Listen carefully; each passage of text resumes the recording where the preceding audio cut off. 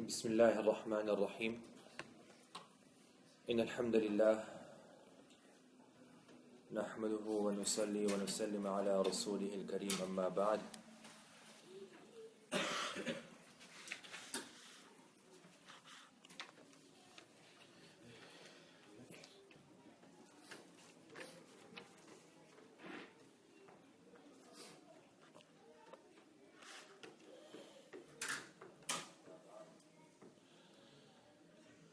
My dear respected brothers, sisters, honorable listeners, if you remember last week,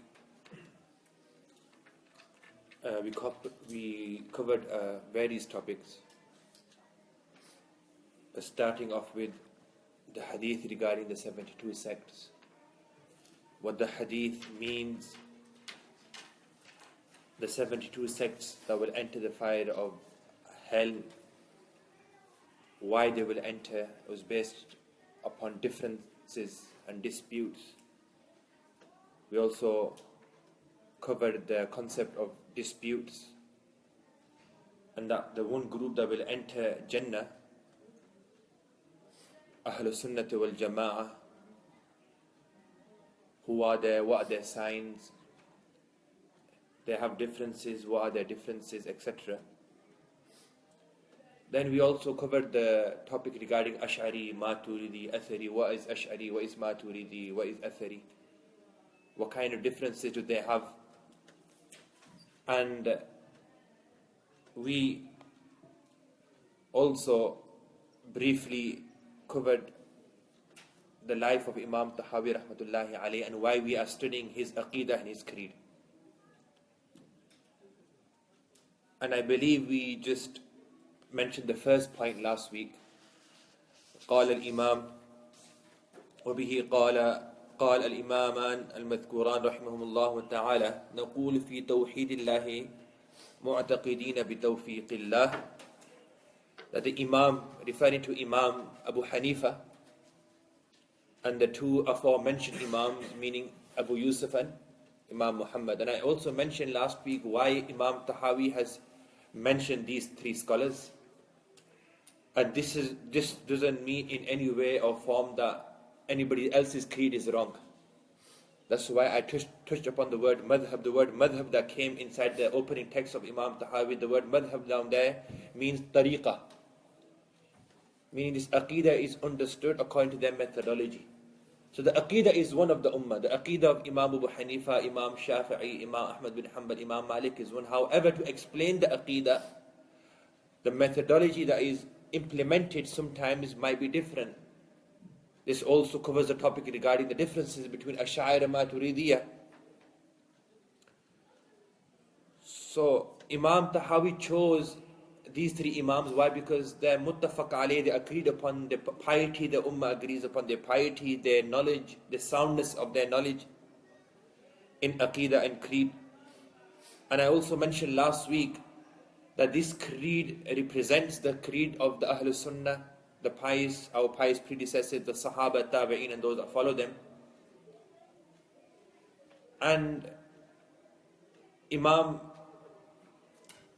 Abu Hassan Ash'ari rahmatullahi alayh, that came after, he himself and Imam Abu Mansur Maturidi, they actually preserved the Aqidah of Imam Tahawi. So this also answers the objection that if you are Hanafi in Fiqh, then why are not you Hanafi in Aqidah?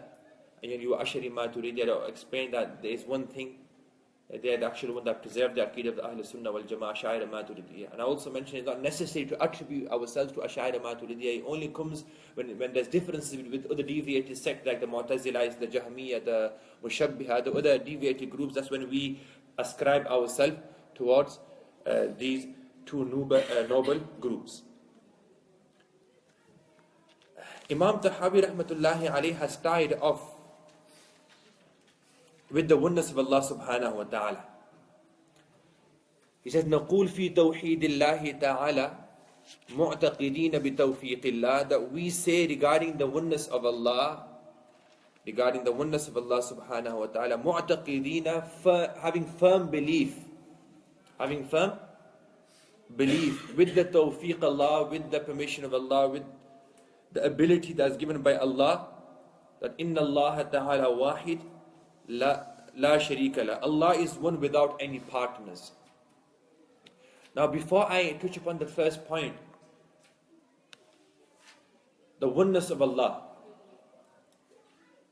there is a general misconception amongst people regarding the hadith of the Prophet sallallahu alaihi wasallam, which some people use as evidence that everybody is born with tawheed.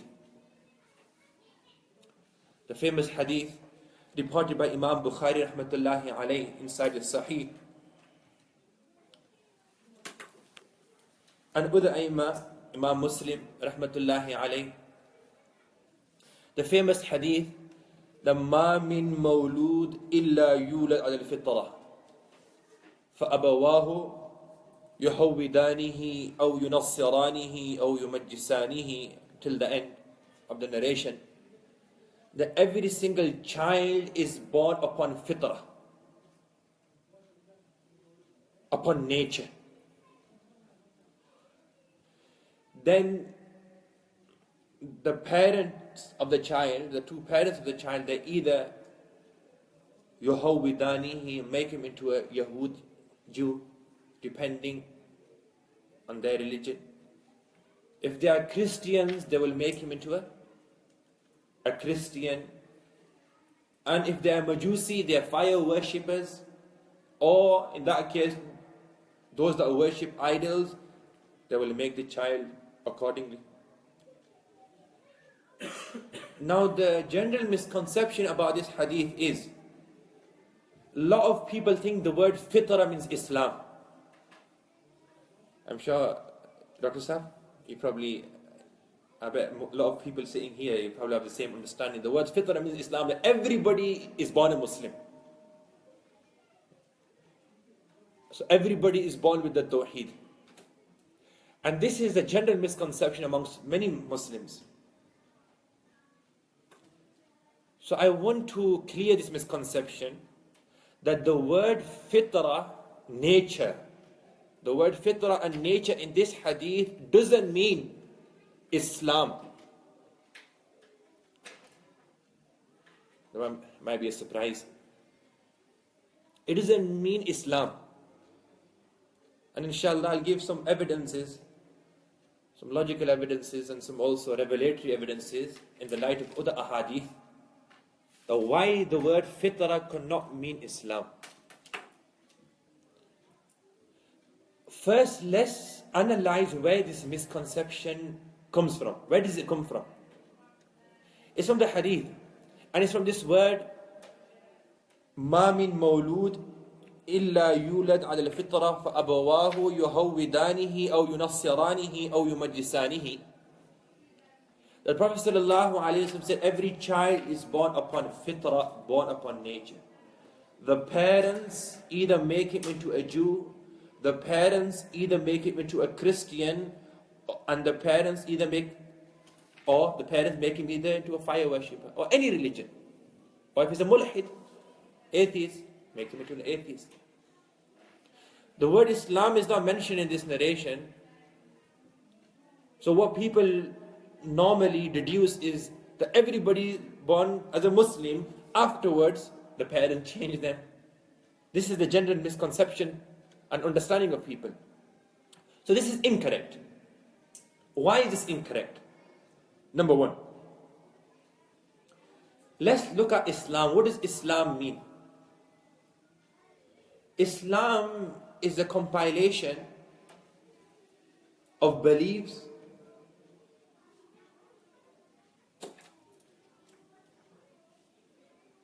of ahkam, of ruling, beliefs and rulings and teachings that were given to the Prophet sallallahu alaihi wasallam. This is in Islam. This is the holistic definition of Islam. That Islam is the deen, the entire deen. Inna deen indallahi Islam. وَمَنْ يَبْتَغِ غَيْرَ الْإِسْلَامِ دِينًا فَلَنْ يُقْبَلَ مِنْهُ. Islam is the complete way of life, the deen. And this will consist the teachings of the Prophet ﷺ, the commandments given by Allah to the Prophet sallallahu alaihi wasallam, and the beliefs. Now it's very, very clear that the word fitrah cannot mean this. Linguistically is incorrect, because the word fitrah is from fatar, and fitrah here means nature. Fitrat, Urdu may they say also fitrat. So linguistically is incorrect. That fitrah means exact Islam.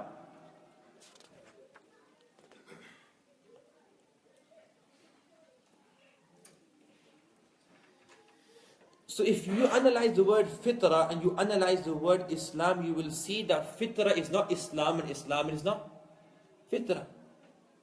So in the hadith where the Prophet ﷺ has mentioned fitrah, we have to come to the conclusion that it has to mean something else. It can't mean Christian, Nasraniyat, because that's mentioned in opposition of the word fitrah. It can't mean Yahudiyat, Judaism, because that is also mentioned in opposition of fitrah. It can't mean any other religion, nor can it mean Islam, because the word Islam itself is totally different than the word fitrah. The word Islam in itself is different towards, totally different than the word fitrah. So it has to have a meaning which is not Islam, the word fitrah, nature. It has to have a meaning which is not Islam, neither is it Yahudiyat or Nasraniyat, Judaism or Christianity, or any other religion for that matter. So what is that meaning? The word fitrah inside the hadith, the Prophet ﷺ said that every child that is born upon fitrah. What does the word fitrah mean? Fitrah here means that natural instinct that a human has. That natural quality that Allah subhanahu wa ta'ala has created inside every human.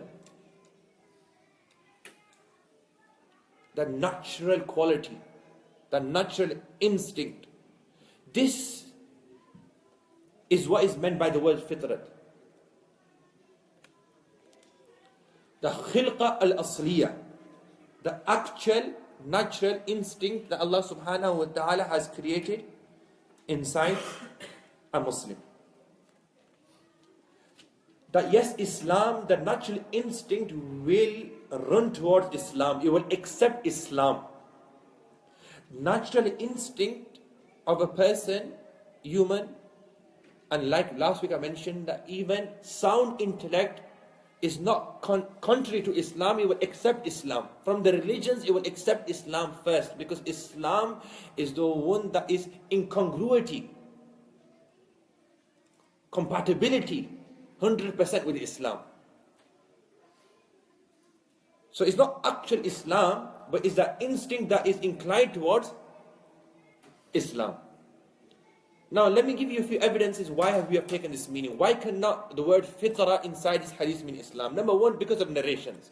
There's a narration reported by Imam Muslim rahmatullahi alayhi, where the actual word Islam is in there too. The Prophet sallallahu alaihi wasallam said, if the parents are Christians, then the child will be a Christian, and if the parents are Jews, then the child will also be a Jew. And then the words in the hadith reported by Imam Muslim rahmatullahi alayhi inside Kitab al-Qadr, Bab Ma'na kulli mawlid yulad al-Fitrah, that فَإِنْ كَانَا مُسْلِمَيْنِ فَمُسْلِمْ, that if the parents are Muslims, then he will remain a Muslim, then he will be a Muslim. If the parents are Muslim, then he will be a Muslim.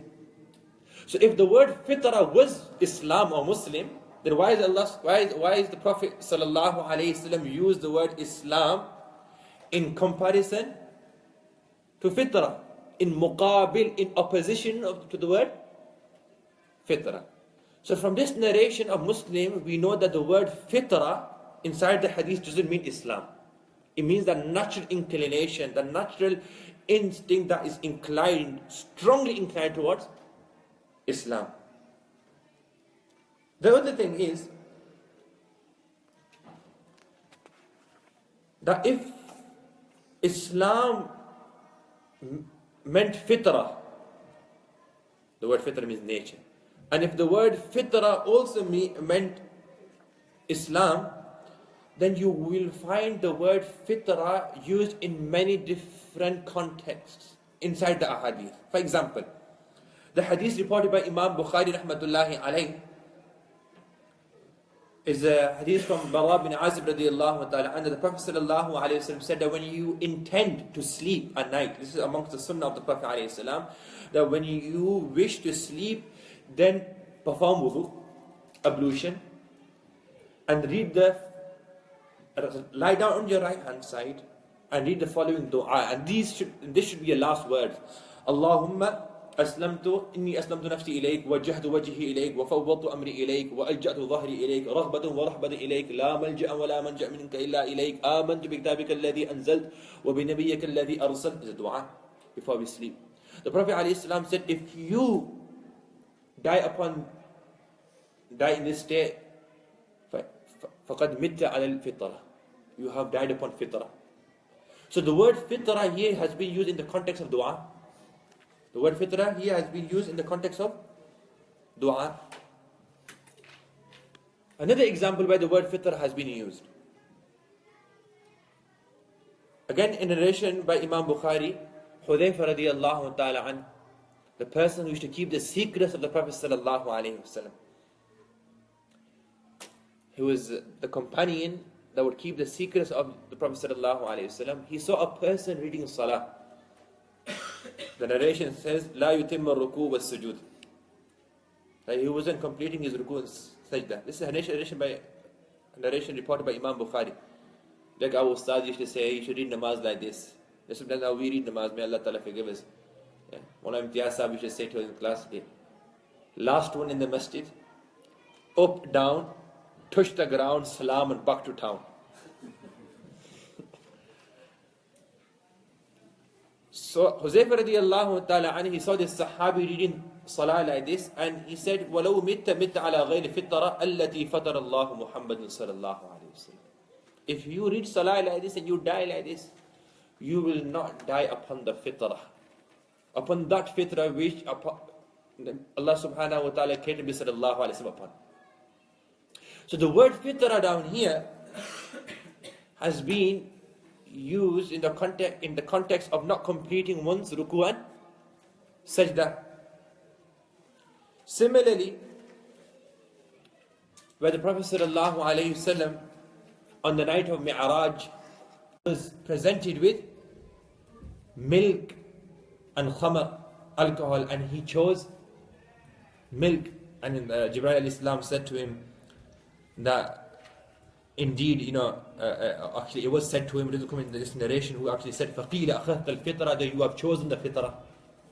Similarly, the word fitrah inside Bukhari again, it comes for clipping amongst the khamsun min al-fitrah. There are 5 things amongst the fitrah. Yeah. Amongst it was clipping the nails, removing the excessive hair. So these things are related to hygiene, part of a person's life. So if you will look at the word fitrah has not only come for, it hasn't come for Islam, it's come in context of dua, it's come in context of not doing ruku properly, it's come in context of cleaning oneself. So again, from all of these narrations, the common meaning that you can get is a natural instinct, the natural thing that Allah has created inside a human to do. It's the right thing to do, as they say. It's the right thing to do. So this is very important that we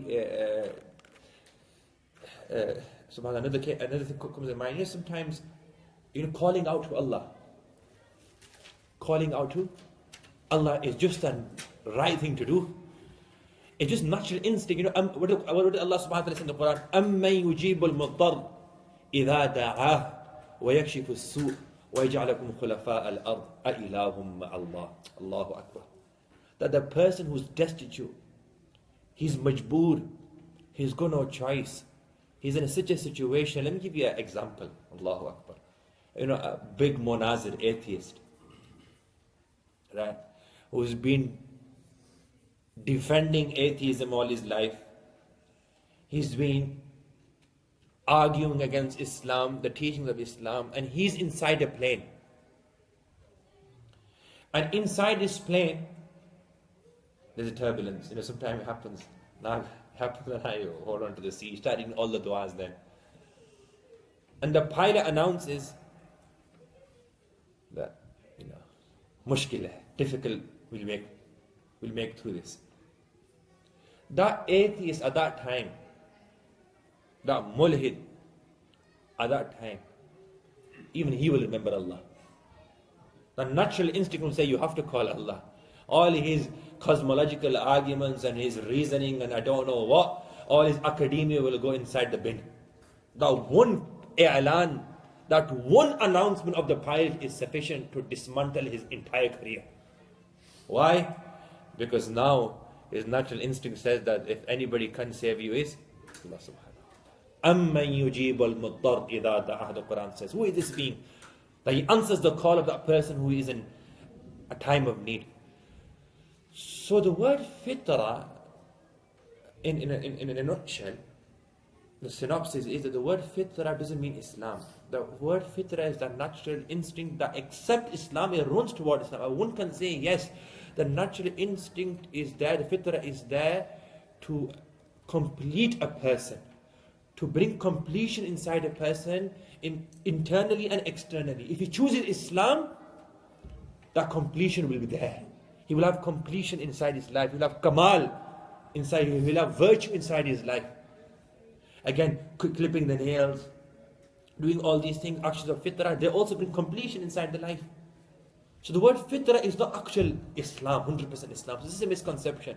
From a narration perspective, the word Muslim and other examples I've given, you can clearly understand the word fitrah doesn't entirely mean Islam. Similarly, logically, if we say, okay, fitrah, everybody's born a Muslim, everybody is born Muslim, why is it that when a person reaches the age of puberty and he reaches that age of tamyiz where he can differentiate between right and wrong and he can differentiate between haqq and batil, why is it that he has to bring Islam?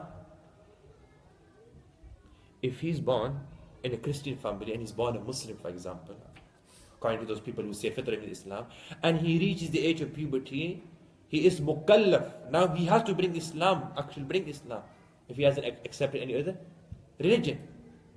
If he's a Muslim from before, then why does he have to do this? The other thing is, which another narration comes to mind, a hadith reported by Imam Bukhari, that once the Prophet ﷺ was actually asked regarding the awlad, the children of the mushrikeen, the polytheists, that will they enter Jannah, O Prophet of Allah? Prophet ﷺ said, Allahu a'lam bima kanu amilin. Allah knows best what were they going to do in the future. This is another topic. I don't want to go into the topic now regarding the opinions of the scholars about the child of a disbeliever. So why did Prophet ﷺ say, Allahu a'lam bima kanu amilin?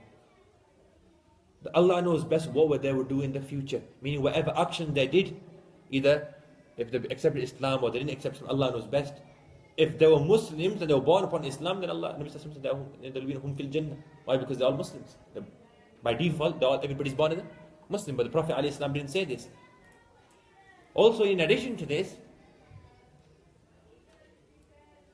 those people that are born in the a Jew family or Christian family or any other religion, soon as they reach the age of puberty and they accept the religion of their parents, by default they're murtad. They're apostates. Why? Because they've left the religion of Islam, because they were born on the religion of Islam, they stayed on there, but then soon as they reach the age, they're now murtad. But nobody says that. Nobody from the people of Islam and the scholars of Islam say that. And if they're in a non-Muslim, if they're in Muslim land, then they have jizya, they give jizya tax and they have rights, their wealth is protected, their health is protected, their blood is protected. That's not the ruling of a person, who leaves the fold of Islam. So logically, rationally, and looking at from a hadithi perspective, is very, very clear that the word fitrah doesn't mean Islam here. And the Islam and fitrah are two different things. Now, if we look at the text of Imam Tahawiyyah rahmatullahi alayhi, it says, نقول في توحيد الله تعالى معتقدين بتوفيق الله. I think the text that you've got is probably the way around on the paper. نقول في توحيد الله تعالى معتقدين بتوفيق الله. That we say regarding the oneness of Allah. Imam Tahawi is going to mention 4 points here regarding the oneness of Allah, with firm belief with Allah's tawfiq. Firm belief with Allah's tawfiq.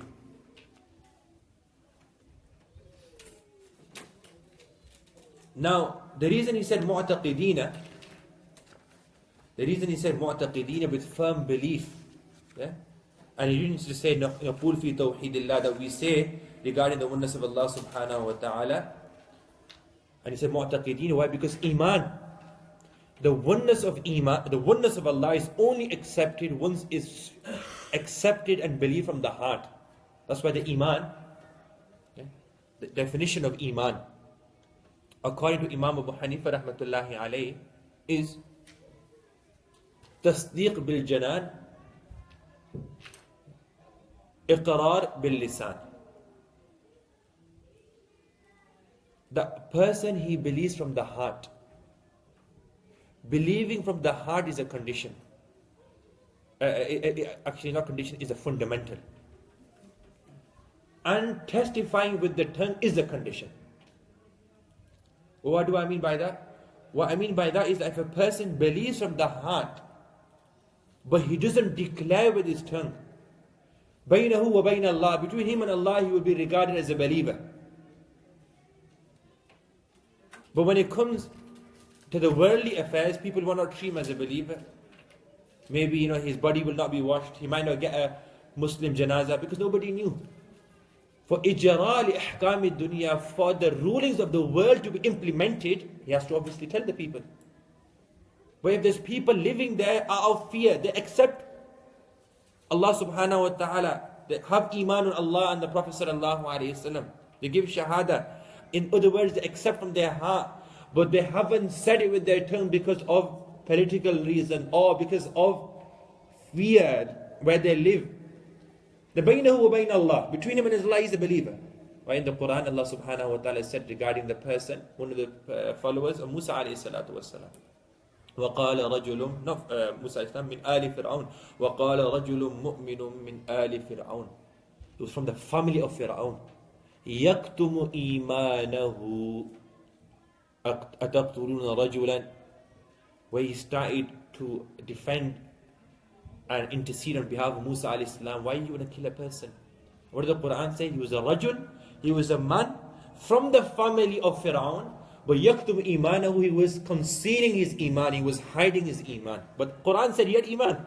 He didn't say with his tongue, he didn't testify, but he had iman inside his heart. And having iman inside the heart, this is a fundamental that can never be forgiven in any condition. Yani, the belief of the heart has to always be there. It cannot be jeopardized. Like for example, the tongue. Tongue is a condition, but it can't fall. It can be forgiven in certain circumstances. Like the Quran says, إِلَّا مَنْ أُكْرِهَ. A person falls, for example. He's got a gun to his head. And he is told to utter the words of kufr. Denounce your religion. Utter the words of kufr. At that time, the Quran says that he has ijazah, he has permission to utter those words. But the condition then is وَقَلْبُهُ مُطْمَئِنٌ بِالْإِيمَانِ, that the heart has to be content with Iman. So from this we can understand that the believing from the heart is a fundamental, is a rukn, which can, like the ulama say, لا يحتمل السقوط. It doesn't have the possibility to be forgiven in any circumstance. Whereas the testifying from the tongue is a condition. And the difference between condition and rukn is, the difference between condition and fundamental aspect is that a condition shart can be forgiven, يحتمل السقوط, whereas rukn can never be forgiven. So na'udhu billah, if a person says astaghfirullah that it's Saturday night, brother, as Zaid for example says Saturday night, he wants to chill and kill, go down to the clubs, so he accepts the religion of Christianity for a moment, 1 second, 1 minute, from his heart. All the actions that he did in the past will be wasted. So this is the difference. This is why Imam Tahawiyyah rahmatullah alayhi says, نَقُولْ فِي تَوْحِيدِ اللَّهِ مُعْتَقِدِينَ, that we say regarding the oneness of Allah subhanahu wa ta'ala with believing from the heart. Because saying what you say is only accepted when you believe from the heart. If you believe in all of these points, you know off by heart. You know all the points by heart. If somebody knows all these points by heart, but he doesn't believe inside his heart, that his iman is not mu'tabar, is not accepted. Yeah. That's why there's a famous story. Scholars have written this. There are people, disbelievers, who know Bukhari. Some of these Orientalists, they have the knowledge they have in Islam. We don't even have that knowledge. When it comes to the science of hadith, when it comes to Rijal, they don't have that knowledge.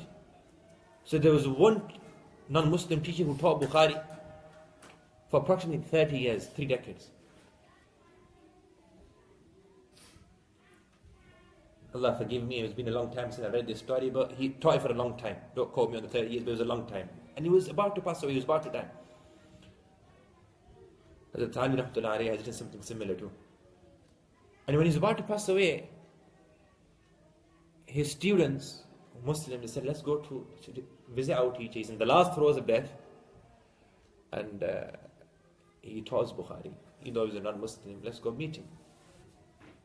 So they went there and they sat there, and he's in his last moments. Now just imagine he's in his last moments. This teacher who taught Bukhari, he's in his last moments. He's about to pass away. He's about to leave this world.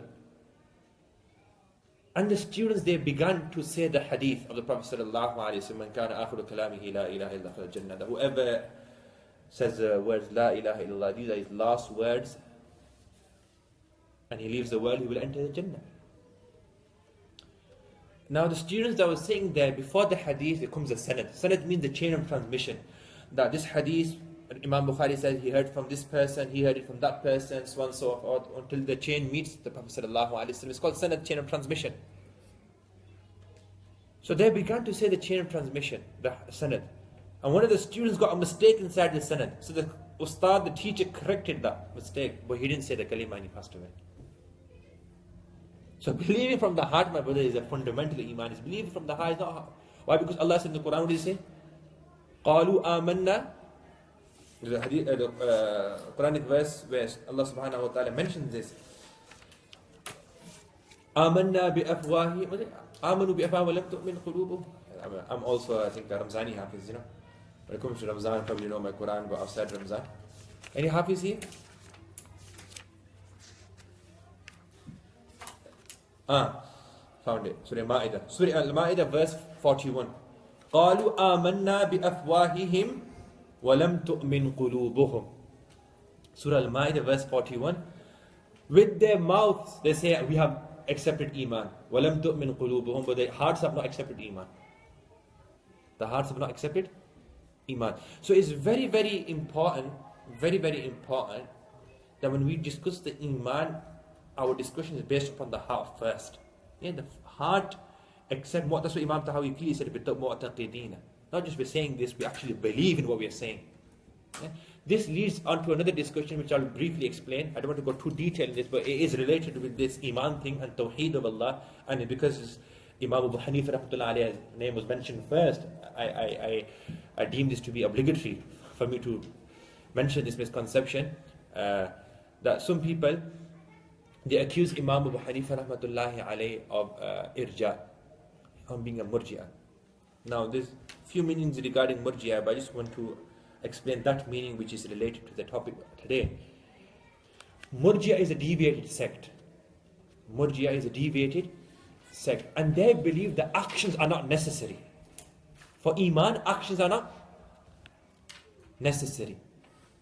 You believe with your heart, Al-Ma'asiyah la tadurruk. Sin if you commit sin, it will not harm you. And if you're good, if you do any good, وَالْخَيْرْ لَا يَنْفَعُكَ. And any goodness that you do, any good deeds that you do, it will not benefit you. You know, sometimes you say, "Ke Mauli Sahab, asal dil honda." It's all about the heart, brother. They say that it's all about the heart. And do what you want, do what you like, long as if your heart is clean. I mean, this sentence, I think it's been blown out of context.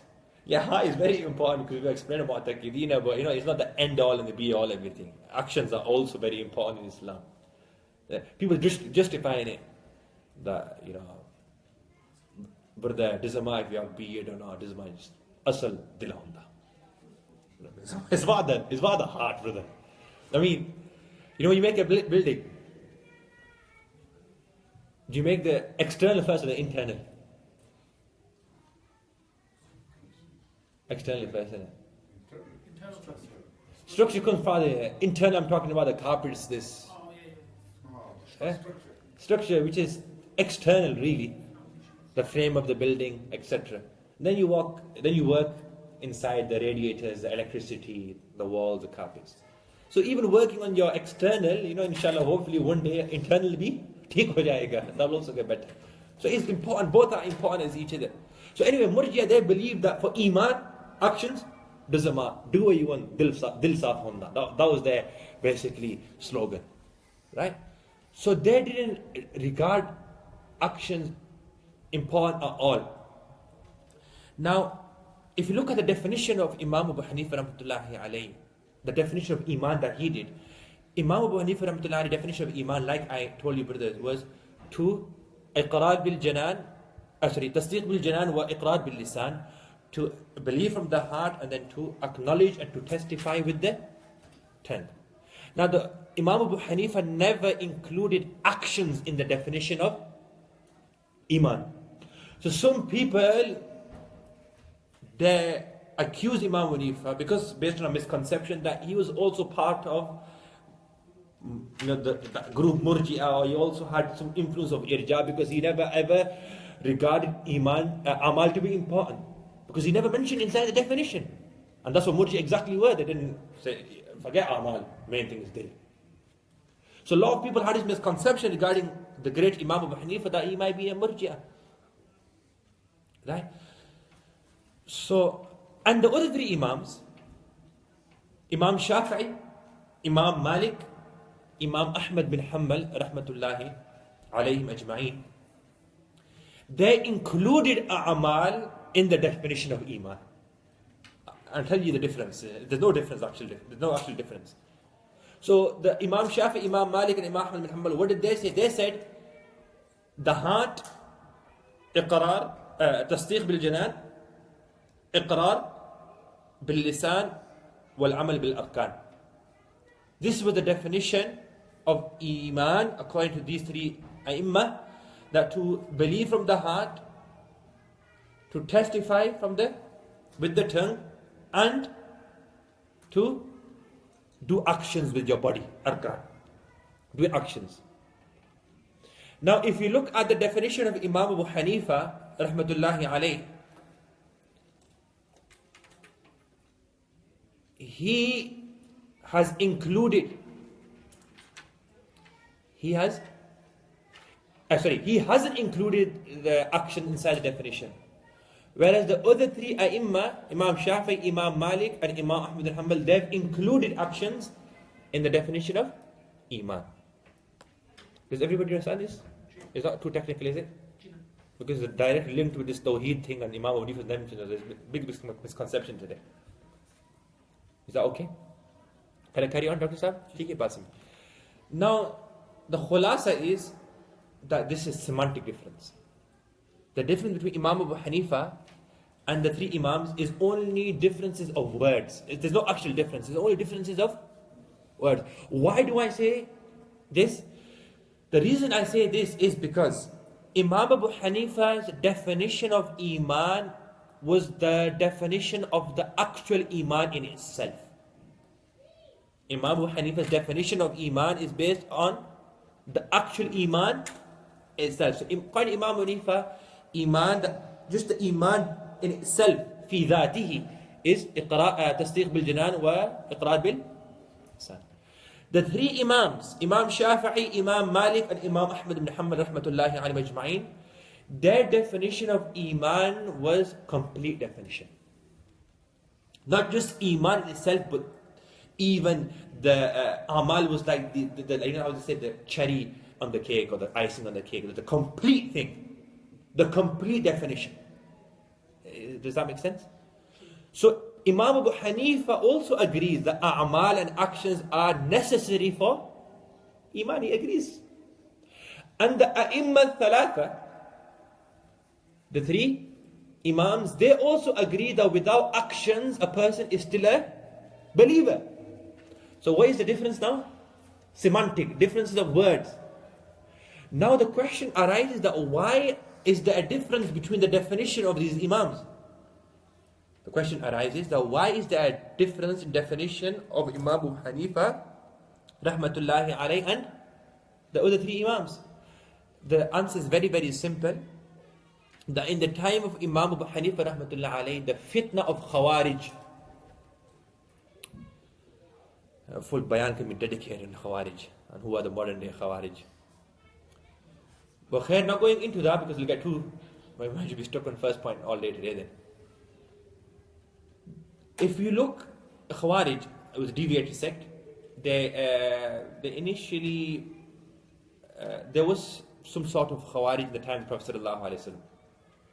Yeah, and the reason I say this is because scholars say regarding the hadith of the Prophet sallallahu alaihi wasallam, he was distributing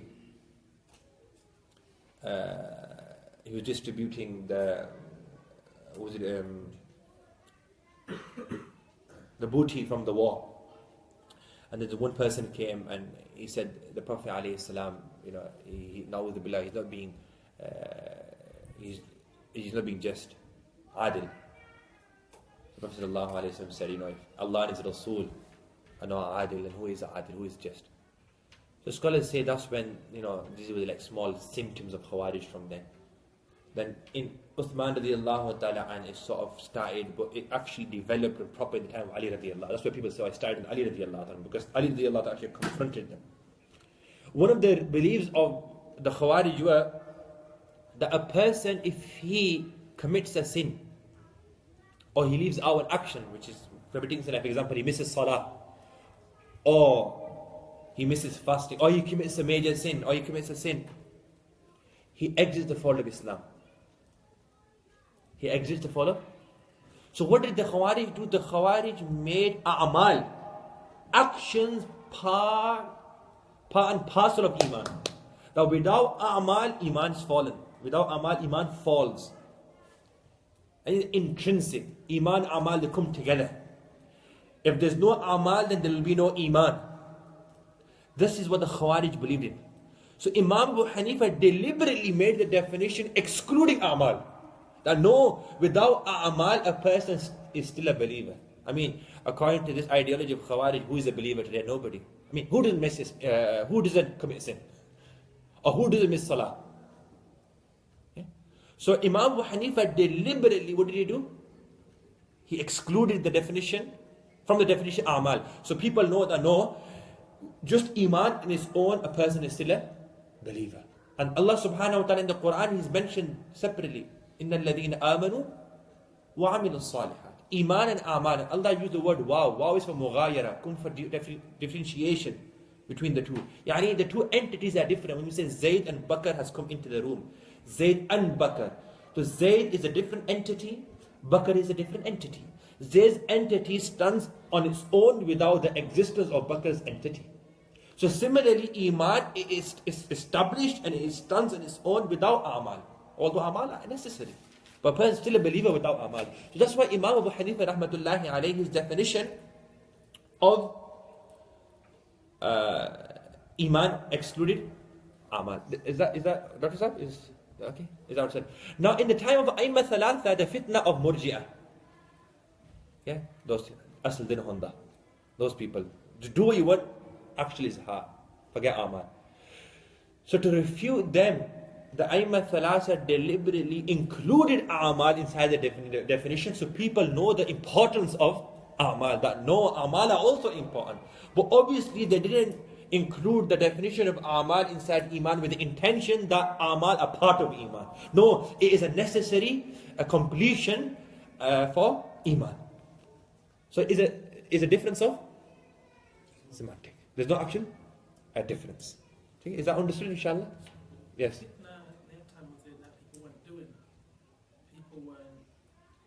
In the time of who, sorry? Yes, Murji'ah. Murji'ah, this group actually, because you have to understand the historical period, if you look at the history, where these groups came about. And because Imam Abu Hanifa rahmatullahi alayhi is a senior, he was senior to the other Imams, and in his time Khawarij were, they were at the peak, you can say, pinnacle. And the other three Imams that came after us were Imam Abu Hanifa rahmatullahi alayhi, other four Imams is a Tabi'. He's kind of most authentic opinion. He's seen the Sahaba ridwanullahi alayhim ajma'in. Okay. So we say with the oneness of Allah, firming belief with the tawfiq of Allah subhanahu wa ta'ala. So these were a few things regarding Iman and the differences of between the A'imma.